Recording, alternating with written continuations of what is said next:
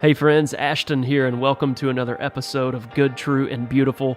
I am absolutely thrilled and honored today as we're entering this new chef season again. You guys know we did interviews with some of America's top chefs last year. We're doing it again this year, and I've been crazy curious about a little place in Healdsburg, California called SingleThread. Not only is it a restaurant, they also have a farm. They have a little inn there as well where you can stay. And from the outside looking in, Chef Kyle Connaughton, I just love what he's doing. I think his taste, his curiosity, his precision. I've not been there yet. I plan to come soon, but I'm super grateful today to get to share some time with him, introduce him to our listeners, and just to get to know he and his story a little bit better. So with that being said, Chef Kyle joins us today. Chef, thanks so much for joining us. Thank you. Thanks for having me. Excited. Absolutely. So, I know I gave you a little bit of a bio there, but for maybe some of our listeners that haven't crossed paths with you and your work in the world, where do you begin? Well, I think the journey for my wife, Katina, who runs our farm, and that the journey for us began in Los Angeles. We grew up in Los Angeles together, and actually we've been together since we were 15 years old. So we've been on this journey leading up to opening up SingleThread, which will be 2 years this December. So we're just shy of 2 years old. It began for us kind of in our late teens. Grew up cooking in Los Angeles, and then her and I moved to Japan for many years to begin pursuing more of my culinary career and her farming career. We lived in the North Island of Hokkaido, Hmm. and a very sort of rural agricultural area where Katina began her farming. Several years in Japan, over to the UK, and then for 5 years for me at the Fat Duck restaurant, running the experimental laboratory for Heston Blumenthal, really incredible chef, and my wife continuing farming and gardening at a Victorian state property. And we came back to Sonoma County, Northern California, which we had fall in love with, getting married up here when we were in our early 20s, with the intent to open a farm and a restaurant and small inn and combine Katina's farming and my cooking and kind of bring all that together in the heart of Northern California wine country. Wow, what a beautiful story to know you guys have been kind of on a journey together since you were 15. She was kind of getting into the farming side, you on the cooking side. What's that experience been like? I mean, full circle, Japan to the Fat Duck to back to California. What's it like to kind of see this literally come to fruition, and seeds that you guys have literally put into the ground, both literally and metaphorically, and see SingleThread come full circle? Sure. I mean, we've had this over 20-year sort of professional journey together, leading up to it, and always had this vision to open a restaurant and farm in wine country for actually since our like late teens, early 20s. So we were on this sort of journey together, and learning things from various people, or there were chefs or farmers in different areas, obviously in Asia and in Europe, learning skills and experiencing things together, figuring out what we liked and what we didn't like, and what spoke to us and what was important to us, and really sort of shaping that vision over time to combine the aspects of farming and the sustainable agriculture and horticulture that Katina does with cooking, and really present that to our guests in a way that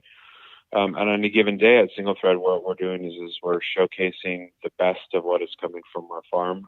We're also showcasing that day, that moment in Sonoma County, a sort of moment in time. We're farming here 365 days a year. We're harvesting on all of those days. Obviously, the produce changes significantly with the seasons, which makes it really exciting for us and also always something different and unique for our guest. And that's what we really try to do is just to serve, is to show that moment in time, that day, and that's been kind of like the dream that we've always been chasing, is the ability to do that. Well, that's beautiful to showcase the moment in time, that day on the plate. How do you keep your imagination sharp? How do you stay curious in knowing that the plate really is going to be contingent on, what's coming out of the fields? Sure. I mean, I think we're getting constantly inspired by what's being harvested at the farm, or what's coming up. Typically as chefs, especially if you're in an urban environment, you sort of you hopefully you try to look seasonally, you try to look locally, and you're ordering things, or you're going to your various companies, your produce companies, whatever, you're putting in orders for pounds of this and cases of that, but you can sort of pick and choose what you may want to do. It's the choices in your hands in terms of what you want to serve. For us, we're really the conduit for the farm. So the farm is dictating what we do. So the questions in terms of what are going to serve are really answered by what the farm has at its peak at any given moment. So for us, the inspiration to create dishes and to create new experiences from our guests really comes from us being able to see what's coming from the farm, a week out, or a few weeks out, and we get that anticipation of when we're waiting for those first tomatoes and we're excited about them, and we're tasting them on the field and we're saying, oh, they're not quite ready, they're not quite sweet enough yet. It's that sort of anticipation that we have that is really begins to drive our creativity. So that's what's most fun for me. I spent a few hours out at the farm yesterday just going through and starting to look at all the fall crops, and just walking through that and tasting things and smelling and looking at them really starts to get that creativity flowing of thinking about what the possibilities are. Love that. I mean, it's just, what a beautiful integration, that you guys have to play. You get to literally plant the seeds, see it to come to fruition, and then I love how I think you said that the restaurant is the what'd you say, the conduit of the farm, something like that. Sure. It's beautiful. Yeah. Beautiful.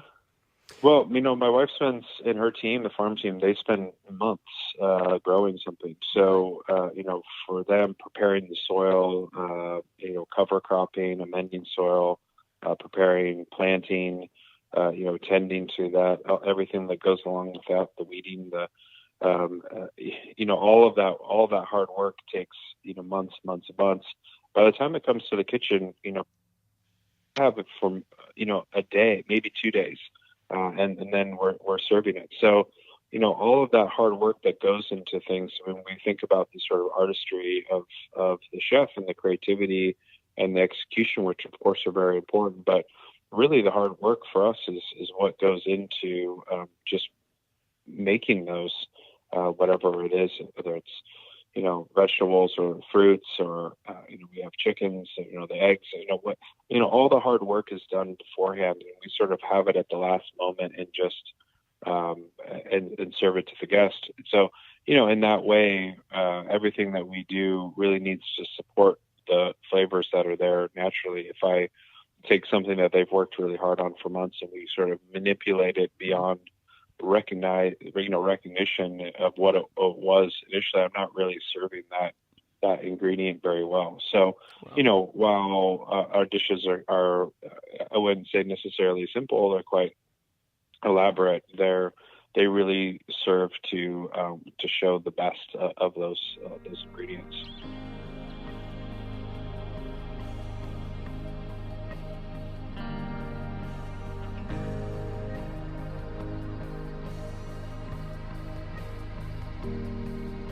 It sounds like this dream started at a very early age for you. Years and years of world travel and being a chef. At what point did you know that food and cooking and these ingredients, when did you know that there was something there for you? Definitely, I can pinpoint an exact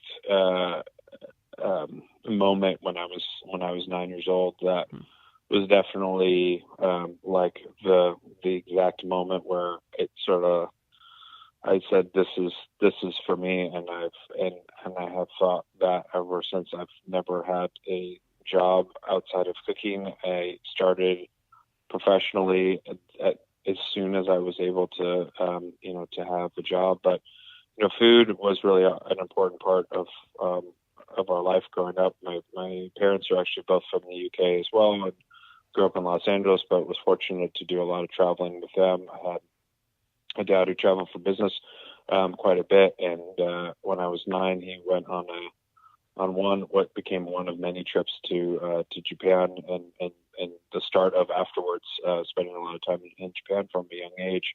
But he came back from a trip to Japan and was, describing it to me at 9 and showing me pictures and bringing me back things and being very excited about the experience that he just had. And as a way to kind of show me about the food, took me out for sushi. It was my first sushi experience, and we sat at the counter together, and the chef was preparing us the individual bites, and I just remember just absolutely falling in love with it. I could picture it very vividly, and saying, whatever this is what I want to do. And that started off a lot of travel to Japan that was to come after that, but also became a real family thing, a real kind of like father and son thing. To do was to go out for these sushi dinners together and spend a lot of time at restaurants and really exploring food. And my parents were very supportive of that. And actually, we had Japanese foreign exchange students come and live with us, and we spent a lot of time there. And just as soon as I could in high school, I got my first job working in a sushi restaurant. Wow. So the veil parts at 9 years old when you're eating sushi with your dad. Wow. Yeah. Well, and then, so I guess walk with me a bit on, and again, I haven't been to SingleThread. I can't get there fast enough. My wife and I were talking about it last night. But as I'm looking from the outside in, it seems as though that Japanese cuisine, Japanese culture, something really, really struck a chord within you, and a lot of that lays over kind of what you guys are doing, even from what you plant to how things are prepared. I think even on the from the aspect of the inn, I think there's some Japanese things that are going on there. What was it that drew you in? I know that I do not speak Japanese, but every time I learn a new, kaseki or omakase or anything like that, I'm like, we just don't have beautiful words that convey the essence of what some of the things that the Japanese do. So where do we begin with this love affair with Japanese cuisine, or I guess really the culture side of things? Yeah, well, sort of since that, experience at 9, I started a sort of lifelong, traveling there, spending a lot of time going to Japanese culinary school, doing an apprenticeship in Japan, and then, learning to speak the language, moving our family and our 2 young daughters there, and living for many years, and still, even after living, I'm still there a few times a year, working with various artisans who make a lot of the various things that we do, and spent a few years with a family in a very rural area called Iga, writing the book all about them and the Japanese pottery, and especially clay pots called Donabe, eighth generation family of master potters. And I think what attracted me to it very early on was not only the food and the flavors, but was this sort of reverence for and an appreciation for craftsmanship, the hard work to focus on the details and to be detail oriented in that details mattered, and that quality and precision mattered, and also this ability to really showcase the seasons and to have what's happening in nature drive a lot of life and conversation and food and flavors and art and the design and all of these things. And and sort of tying that all together is this incredible sense of hospitality, in Japanese called the omotenashi hospitality, which really spoke to me. And what I sort of fell in love with in the restaurant world was, just sort of restaurant life and restaurant people, and really attracted to people who had a real genuine sense of hospitality. I mean, you kind of find in restaurants people who work restaurant jobs because, it's a job, and then you find other, like-minded professionals who do it because they have this real sense of hospitality. They find happiness in serving people and making them happy and creating experiences for people. And I just found so much of that in Japan, how so many people just very authentically, within their restaurant environments, within their food environments, wanted to give these incredible experiences very selflessly, and all those things just really did and really continued to speak to me. I mean, at SingleThread in Sonoma, obviously we're in California wine country. We're not in Japan. We're not a Japanese restaurant. We are a California restaurant. We have a large focus on our local wine production, and just in wines in general. We obviously are showing what's at our farm. A lot of what we grow is Japanese varieties of produce, and many are also not. And we're wanting to give our guests an authentic Sonoma experience. So, for us, it's not about importing something from Japan and trying to replicate it, because actually in doing that, you're never going to be able to import the context of everything. So, the Japanese influences are just that. They influences, and they do guide a lot of our sort of our structures and our thoughts and our reasons for doing things, but very much apply that philosophy to what we have here in Sonoma, rather than trying to replicate something from Japan. Wow. So, and again, forgive my amateur understanding of so much of this, but I do love the concept of kaiseki. Am I saying that right? I may not be saying that right. Kaiseki, yeah. Kaiseki. And you are not a Japanese restaurant, but I feel like there's some harmony between what you guys are doing and the essence of what that is. And I don't have the perfect definition to describe it, other than it seems like the present moment of ingredients meets symphony, meets poetry, meets story. Like there's just this lovely essence of what transpires on the table. And I can't imagine the energy that you guys get from doing such a thing. Talk to me about how what you know of kaiseki has connected with what you guys are doing at SingleThread. Sure. I think what you're saying there, and what you're circling around, is definitely spot on.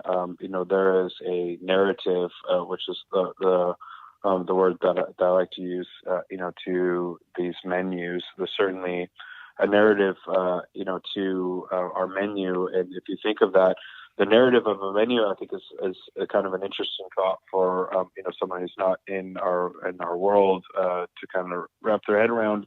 In that, we're familiar with the narrative of a novel. We're familiar with the narrative of with a movie or with a symphony. These things that are scored, like that, and we think of them in parts and acts, and food scoring. That's what it is. In good storytelling, you have turns and you have peaks and you have valleys, and You have things where the end is brought back together to the beginning, and really our menu works very much the same way. It has a real narrative to it. There is a story being told, an overarching story, and then there are individual smaller stories that are being told within that. In the world of kaiseki cuisine in Japan, which really was born out of the sort of tea culture and the initial tea ceremonies of in the mid 1500s, and Japan was a style of cooking and a type of menu structure and then an experience, an overall experience for the guests, which is multi courses. Each of the individual courses focuses on individual cooking techniques. They're kind of laid out in a progressive form, and where you're starting with very light preparations and raw preparations, and moving to progressively sort of heavier and more substantial techniques and courses. But through that, you're telling the story of today. This is what's happening today. This is the season. This is the moment. And in kaiseki world, it's not only the ingredients, seasonal ingredients. It goes beyond that. It's the dishware that's being used. Right now in summertime when it's hot, we're using glass dishware because they have a cooling effect on the eye. And during the colder months, we put our glass dishware away and we bring out our more deeper colored earthenware dishware. So you have different dishes with different motifs made out of different material for different times of the year. The garnishes, the decor, but also the room, the flowers in the room, or in kaiseki cuisine, changing the artwork out on the walls so that you're always having something with a different seasonal motif. So it really serves to show you sort of your place in your time and the passage of time, and to just sort of enjoy that what's known as a fleeting moment. One thing that people know very famously in Japan is that you have the cherry blossom season, the sakura, and people go view the cherry blossoms as they sort of go from these bare trees and then explode out into beautiful sort of white and pink and red.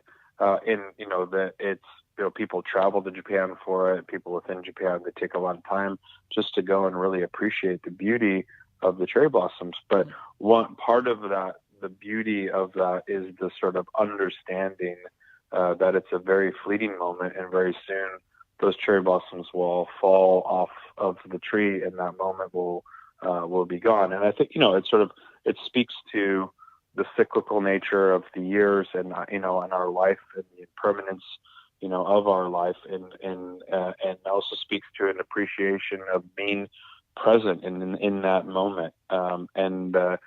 I think all of these things are incredibly important. We think about food, or people talk about food, or use food as something that's just sustenance, something I need to sort of, do to, survive. And I, enjoy, different foods, but I'll have, the same food throughout the year, which there's nothing wrong with that. But, there's something to be said about an experience that really places you in the moment and sort of, allows you to appreciate the sort of impermanence of life, and taking time with people that you care about to sit down and enjoy something over, and discover something and experience that together over several hours.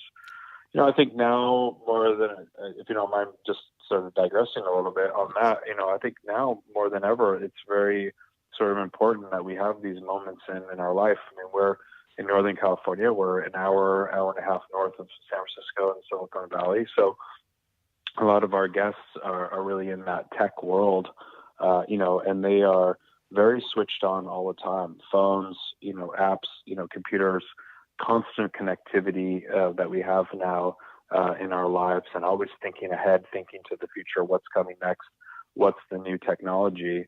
And it's important that we take moments in our lives where we can put that connectivity down and kind of connect with the people that we're actually sharing the experience with, and appreciate, a moment in time. So, beyond the food and beyond the narrative of the cuisine, we try to really create an environment where people can feel that they're able to decompress and relax and disconnect from the outside world for a little bit, and sort of reconnect with the people that they choose to share that meal with.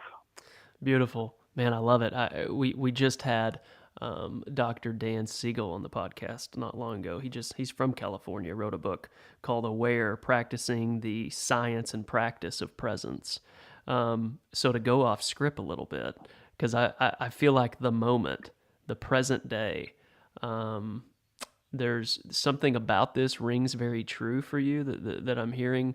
What and I'm sure business owner, chef, it's not like you're not looking for things to do every day. I'm sure your schedule is swamped. What practices and disciplines do you have to maintain that sense of presence, as we do live in a world full of apps and cell phones and full calendars? What are some of those things that you've Sure. learned over the years to maintain that sense of presence? Yeah, while my goal and mission every single day is to create that environment for people to relax and decompress and do all those things that I just said, I too very much live in that world that I just described. Of it's for me all day it's my phone, communicating with my team through Slack. Lots of things going on in my inbox, and all of those kinds of things that need to be done in order to have everything run smoothly and to keep up with everything that's going on. I don't have the luxury to just spend all of my time, just in the farm with my hands in the soil and in the kitchen.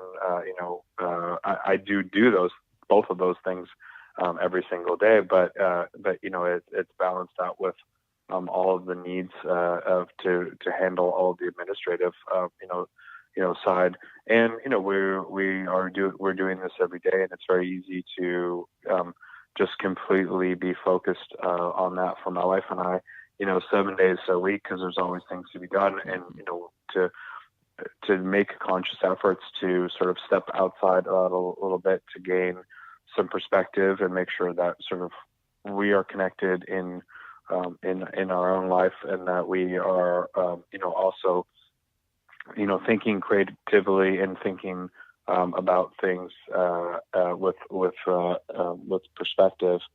So what we try to do for two people who are working easily 80 hours a week is to make sure that we take time to to be sort of in nature and sort of separated a little bit from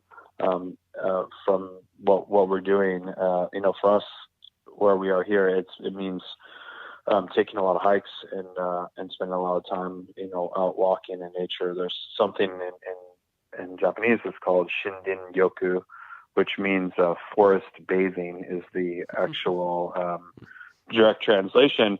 And this idea of forest bathing means to actually spend time out in nature, hiking and walking, and in areas where you can find sort of some quiet contemplation, and really sort of just appreciate nature. So it's not about just walking and going to the gym and walking on a treadmill or walking around a track. It's about actually getting out in nature and spending time walking, and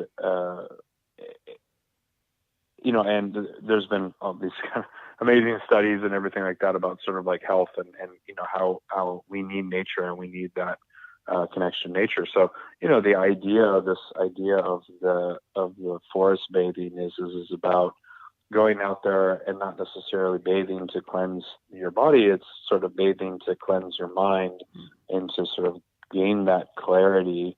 And it's an incredibly sort of powerful thing. So that's what it is for us. Hiking in the forest and hiking in the mountains.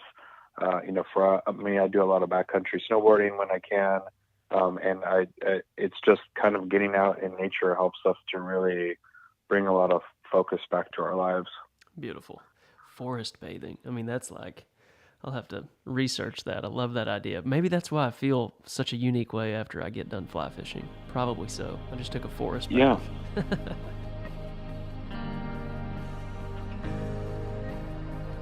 The world's 50 best restaurants named you guys the one to watch for 2018. It is clear that you guys are doing something very, very special and beautiful out there. I know that business owners and chefs, they all have some core values, some just North Stars that they always have their eyes fixed on. For you and Katina, what's one or maybe a couple of those that you would say has really allowed you guys to be put on the map so quickly and to be getting just rave reviews from all sorts of different coverage about the beautiful things you guys are doing out there?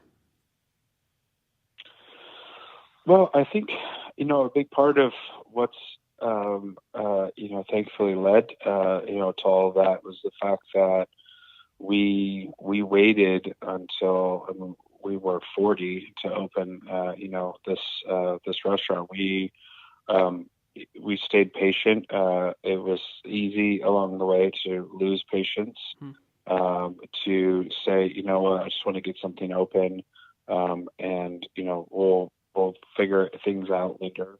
We'll start small, or we'll start with a smaller budget or whatever it may be. We decided to take the path of doing it once we were really ready, and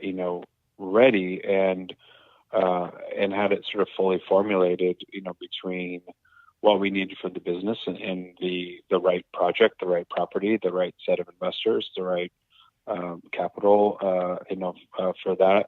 And that we had every single piece down to every single detail was thought out, and, we had decided the way that it was going to be, and that it was going to, there's a reason behind everything that we do, whether it's something very, very small or something, large. So we really sort of waited. So, I think we were able to open with something that was sort of fully formed, for us, that had fully crystallized.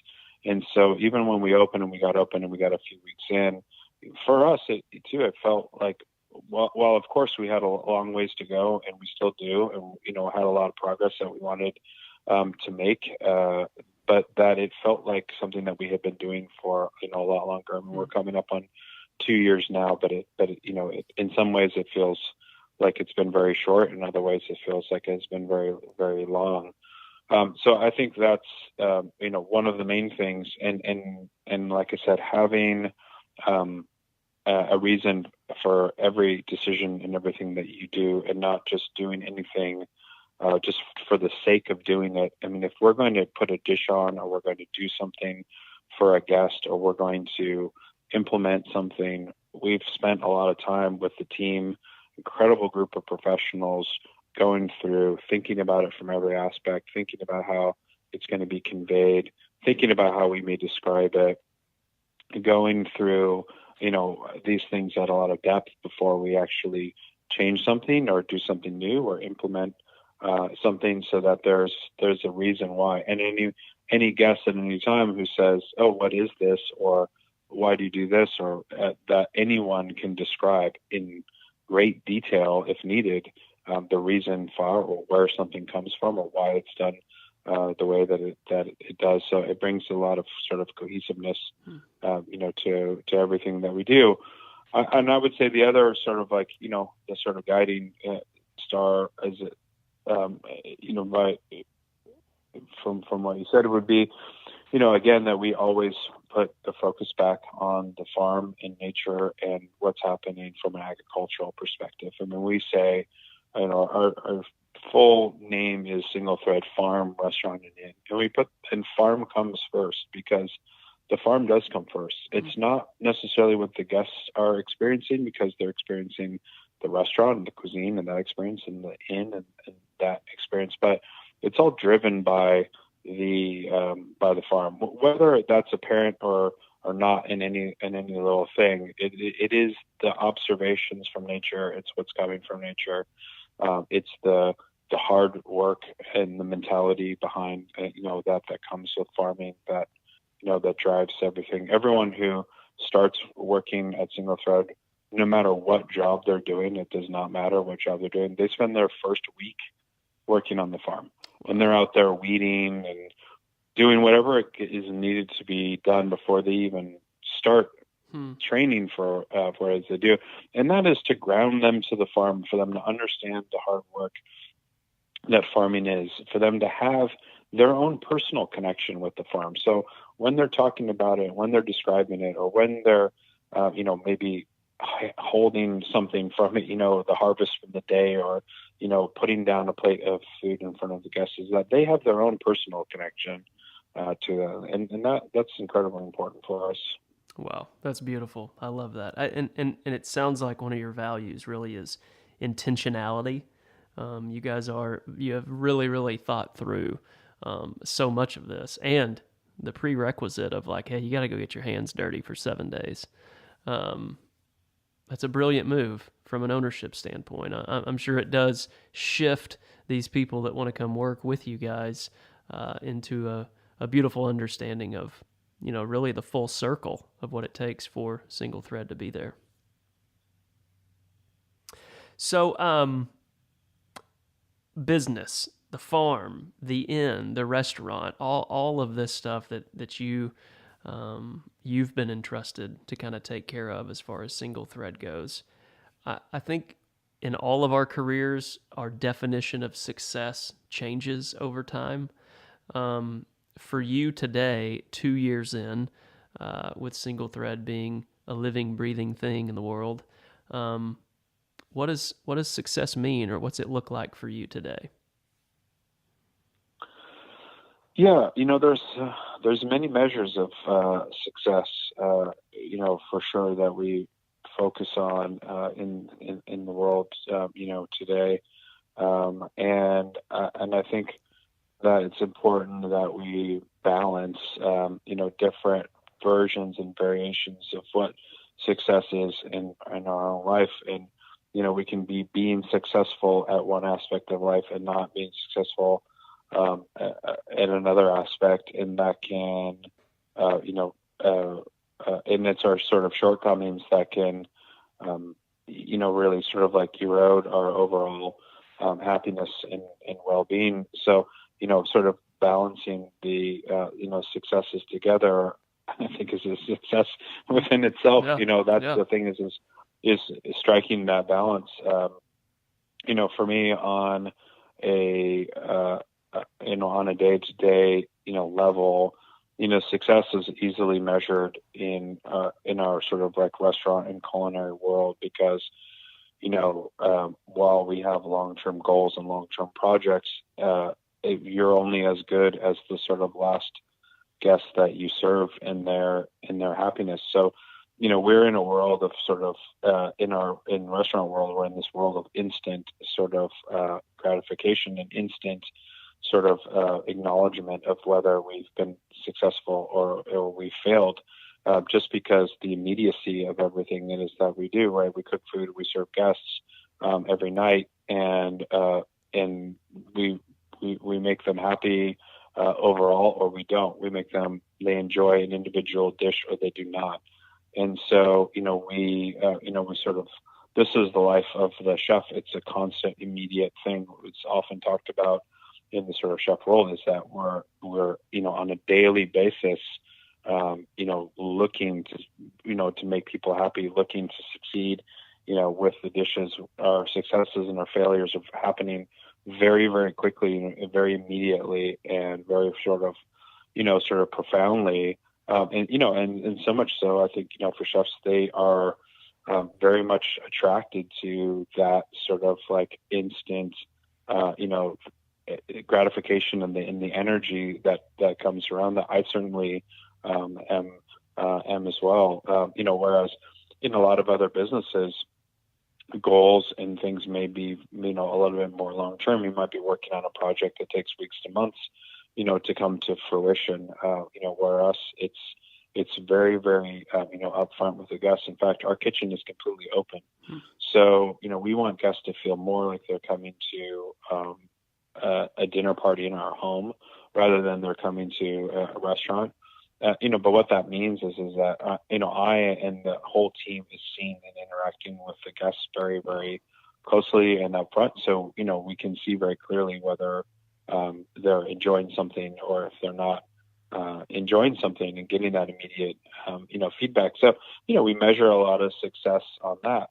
Just for me, walking home from a really successful service, I can feel really good. And if something went wrong, I'm replaying what went wrong and how we're going to fix it, and how we're going to make it better. So it's little by little, it's day by day that we're looking at the sort of successes in that in that area. Obviously in farming, which is incredibly hard work, and you're at the mercy of nature all the time. And we've had everything here in Sonoma County, from floods to fires to various things that we've had to sort of contend with, and just the sort of all the things that nature throws at you. So we're looking at successful harvests and crops, and we're able to measure success in that way. But I would say above all, for me at the business, really, what I've discovered is now being the owner myself, and having a team of over 60 people who are hospitality professionals, wine professionals, culinary professionals, farming, in the inn, and all these various aspects that they do, is that, my role is really to make sure that everyone on the teams is happy and good and has everything that they need to be successful, and has all of the knowledge, and feels that every day that they come to work, that they're progressing in their careers, and that they're learning something, and that they're contributing something. And while I put chef whites on every day, I'm a part of every team. I'm a part of the wine team. I'm a part of the service team, and I'm the champion for everyone. And I really feel that if I can be successful in making them happy in their jobs and in their roles, they in turn then make the guests, happy, and then we're successful as a team, and that we do have that team dynamic. It is not just myself, or just Katina and I who are sort of driving everything, and everyone is following our lead. It is treating everyone as the professionals that they are, and setting them up for true success. That's really important, and we all we need to do that, and balance things within our own life. We're parents of two daughters, and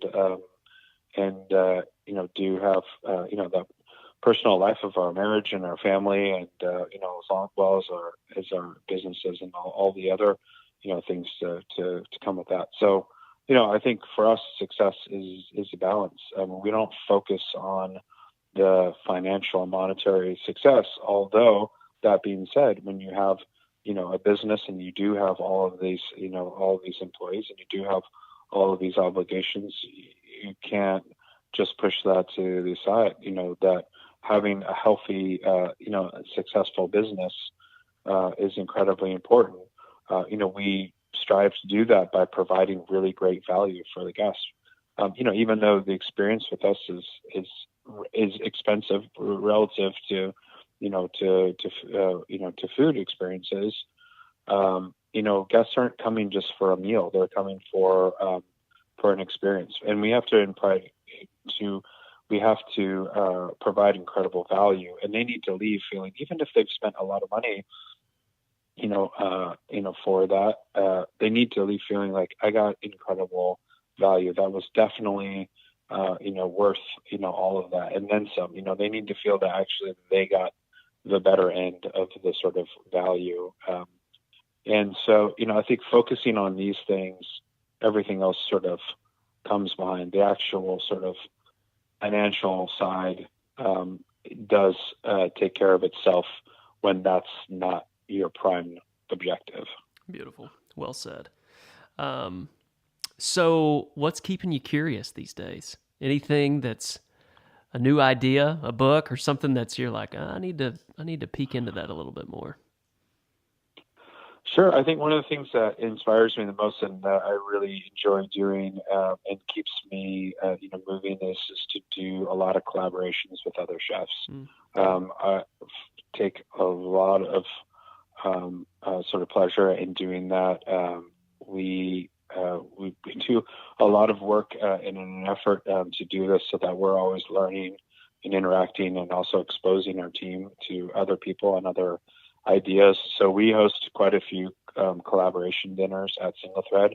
I fly chefs in from Japan quite often, just sort of amazing chefs doing incredible, things, many of whom are part of, family legacies that go back generations, bring a much different perspective to the sort of like how everything is still very new. I mean, certainly for us, but, we're in a culture, in the American culture, where, we don't have as much history, especially here on the West Coast, and things are always, new, and it's a melding of different ideas and different cultures. So it's always inspiring to go to something where you do have, these sort of centuries of history that are driving.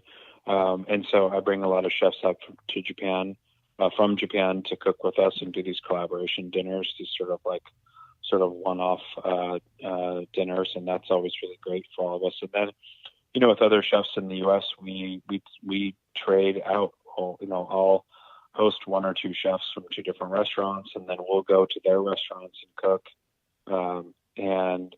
So bringing people into our kitchen to cook, and then us going to their kitchens to cook, it really changes your perspective. You see someone come into your environment and do something completely different with the equipment, with the space, with the team, with the dishes, with the ingredients, and that's incredibly inspiring. And then you go and you cook in someone else's kitchen, and you bring what you do, but you kind of morph it to what fits in there, and it challenges you in a new way, or you discover new ingredients. It was up recently in a good friend of mine's restaurant called the Willows Inn, which is out on Lummi Island, which is North Washington State, right on the Canadian border. Beautiful tiny island on the Puget Sound. Incredible restaurant doing amazing things. Really special experience. And we went out there and cooked, and they have their own farm as well. And we went out fishing for spot prawns and for fish, and gathered things off the island, did some foraging, and cooked a dinner. And it was really great to be taken out of your comfort zone and exposed to something new, and be incredibly inspired, and come up with dishes sort of, on the fly, and you're coming up with the dish one day and you're serving it to the guests next. And doing that and getting out of your own environment, your own comfort zone, is incredibly important to, to keep creativity going. Yeah, there's two words that I'm hearing consistently in all of this dialogue from you. One is gratitude. Like, I think you have a deep, deep sense of, gratitude for the present moment, for those people that you've been entrusted. And then the other one is expansion, that you not only want to grow your own capacity, but the people that you've been entrusted, it seems as though something near and dear to you is also growing their capacities.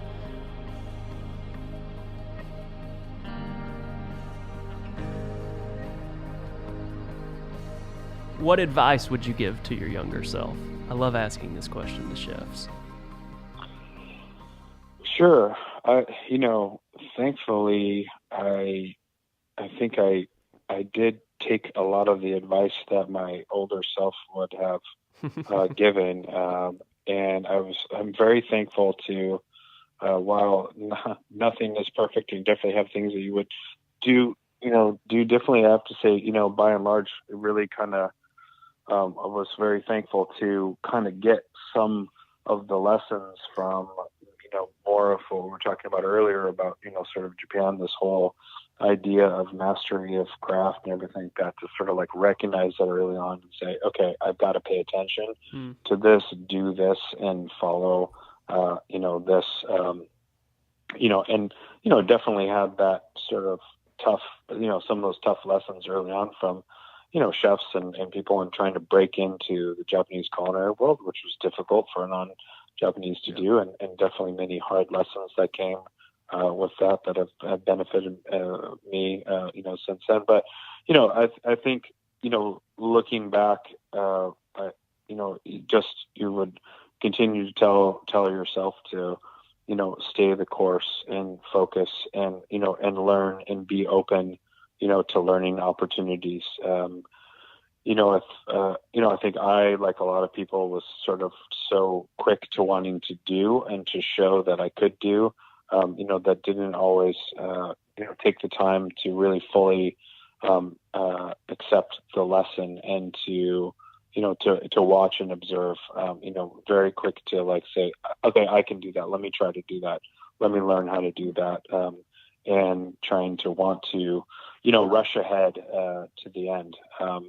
And that the thing with skills are, in our world is that, they come with practice, and you have it or you don't. And, because you practiced or you didn't.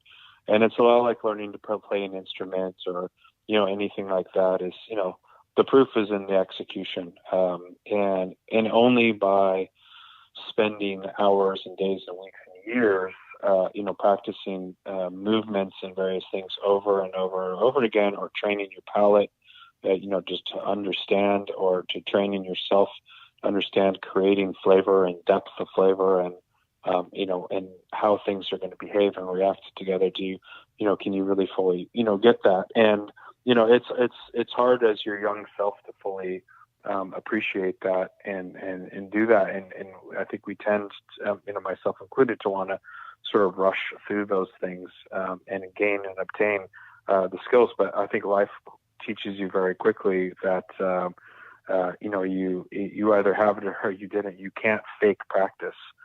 You actually have to do it. And so, having, patience for that, which is something that I try to talk to, the young, cooks about, and I think is a challenge in this day and age, now with how immediate everything is and how we're able to sort of conjure up knowledge and information, so quickly.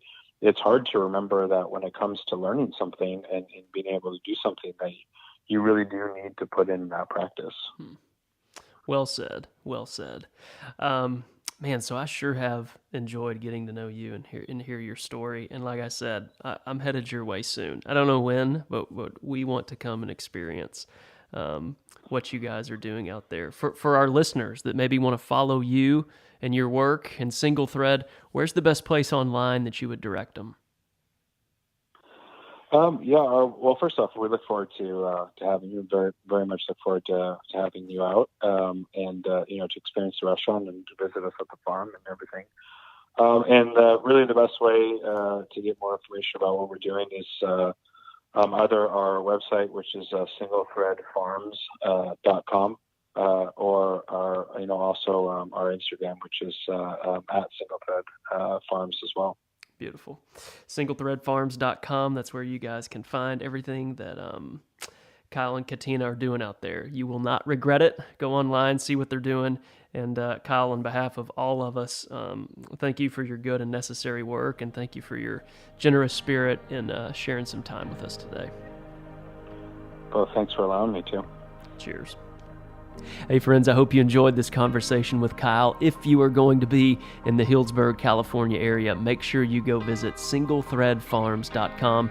You can find out everything about the restaurant, the inn, and the farms out there, and you guys will see that they are doing lovely, lovely things out that way.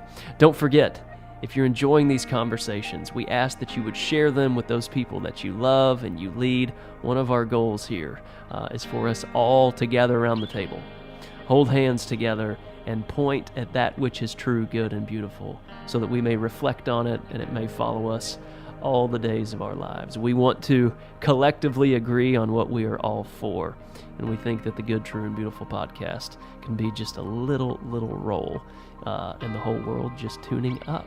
And so, please share. And as you approach this week, may you pause by the orchid, listen to the bluebirds sing, and be love.